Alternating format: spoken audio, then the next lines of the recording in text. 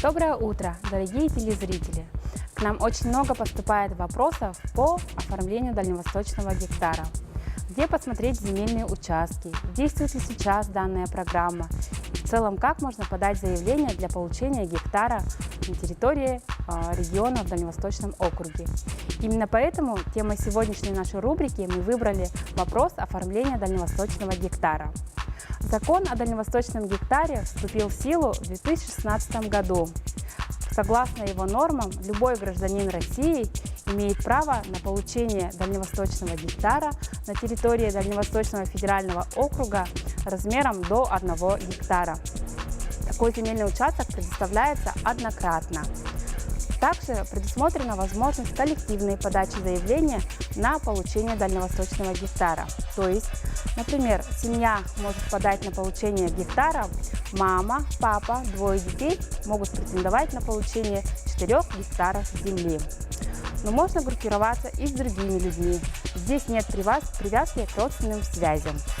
Наиболее удобным и быстрым способом подачи заявления является специально созданный для этого сайт на дальневосток.рф. Именно на этом ресурсе вы можете ознакомиться с территориями, которые могут быть предоставлены в рамках этой программы.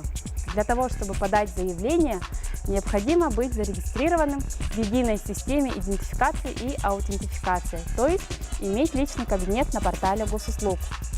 Для того, чтобы включить своих детей в свою заявку, необходимо внести также сведения о своих детях в своем личном кабинете на портале госуслуг. Сайт на дальневосток.рф поможет вам выбрать земельный участок любого размера до 1 гектара на человека на территории любого региона Дальневосточного округа, например, Якутии, Приморского края, Камчатского края, Сахалинской или Амурской области или иных регионах. Заявление формируется на этом же портале. Необходимо просто его оформить, распечатать и отсканировать само заявление и вложить в личный кабинет. Также на этом сайте можно просматривать статус своего обращения. После получения земельного участка необходимо выполнить следующие действия. В течение 1 года выбрать вид разрешенного использования земельного участка. После истечения 3 лет после подписания договора необходимо предоставить декларацию об использовании земельного участка.